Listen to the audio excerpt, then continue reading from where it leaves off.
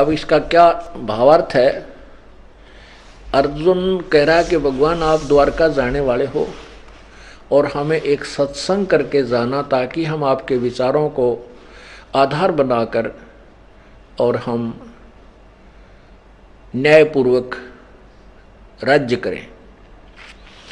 और उसमें विशेष प्रार्थना की है कि आपने जो युद्ध के दौरान मुझे गीता जी का ज्ञान दिया था, वो गीता वाला ज्ञान मुझे फिर सुनाना, ज्यों का त्यों। अब कृष्ण जी क्या बोल रहे हैं कि अर्जुन अब मुझे वो याद नहीं मैंने क्या कहा था, और अर्जुन पर डांट मार रहे हैं कि तू बड़ा श्रद्धाहीन है, तेरी बुद्धि अच्छी नहीं लगती, तूने उसको याद क्यों नहीं रखा। अरे तेरा गजब भैया। अब मैं सत्संग सुना रहा हूं, आज पहली बार जो सत्संग सुनने आया है, इसमें से वो ज्यादा से ज्यादा 40% याद रख सकता है सत्संग को, पहली बार सुना हुआ। और उसको जो 6 महीने 1 महीने के बाद पूछे तो 10% याद रह जाता है एक बार का सुना हुआ सत्संग। और श्रोता को तो वक्ता कह रहा है कि तूने याद क्यों नहीं रखा, और वक्ता कह रहा है कि मुझे याद नहीं।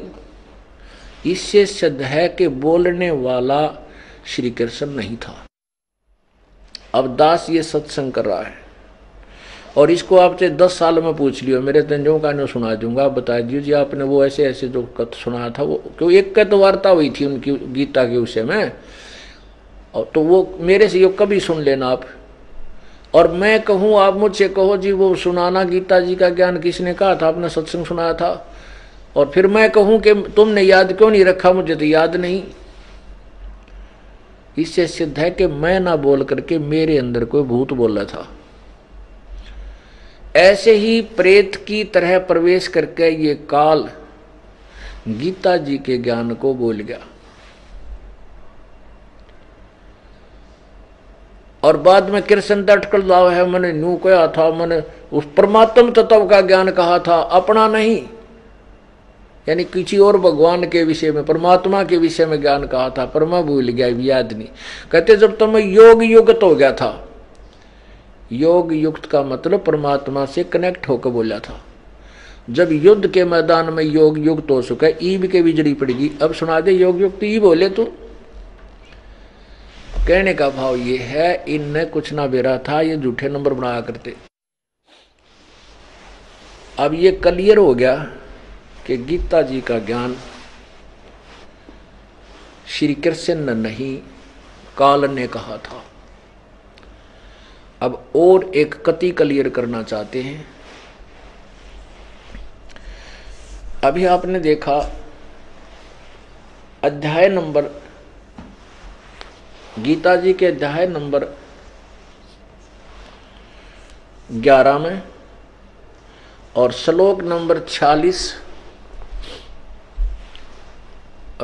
32 और 33 में। 32 में ये काल खुद कह रहा मैं काल हूं भाई, सब न खाने के लिए आया हूं और सब न मारूंगा। 11वें अध्याय के 21वें श्लोक में अर्जुन आंखों देखा कह रहा कि भगवान आप तो देवताओं को भी खा रहे हो, आप ऋषियों को भी खा रहे हो, और महर्षि सिद्धों को भी खा रहे हो, और जो आप ही की स्तुति कर रहे हैं। इससे क्या सिद्ध हुआ कि वो पक्का काल है, इसका उद्देश्य ही हमें खाना है, इसका रहम नाम की चीज नहीं है। और दूसरा 11वें अध्याय के 33वें श्लोक में ये कहता है कि अर्जुन ये तो निमित्त मात्र है, ये मैंने सब मार रखे हैं, तो तुझे तू तो अपना जो है ना इसका यश प्राप्त कर और राज्य भोग, इसको जीत कर राज्य को। अब दूसरे अध्याय के 37 और 38 श्लोक में ये क्या कहता है, क्योंकि काल ने जो ज्ञान लेवल की बात कही वो तो ठीक, और जहां युद्ध कराने के लिए इसने अटकलबाजी की, वो सच्ची और झूठी हुक एंड क्रू करके यो नाश कराना था। इसलिए क्या बोला दूसरे अध्याय का 37-38 श्लोक में, देखना कितनी दोगली बात कह रहा है। ये देखो गीता जी अध्याय नंबर 2 और यहां देखिएगा 37 में क्या कहता है, या तो तू युद्ध में मारा जाकर स्वर्ग को प्राप्त होगा, अथवा संग्राम में जीतकर पृथ्वी का राज भोगेगा। इस कारण हे अर्जुन, युद्ध के लिए निश्चय करके खड़ा हो जा। फिर कहता है 38 में, जय और पराजय लाभ हानि और सुख दुख को समान समझकर सब उसके बाद युद्ध के लिए तैयार हो जा। इस प्रकार युद्ध करने से पाप को नहीं प्राप्त होगा, तुझे पाप नहीं लगेगा। अब देखो कमाल कर रखा है। 37 में तो कहता है कि या तो तू मरते गया युद्ध में तो स्वर्ग में जागा, और जीत गया तो तू अपना राज भोगेगा पृथ्वी का।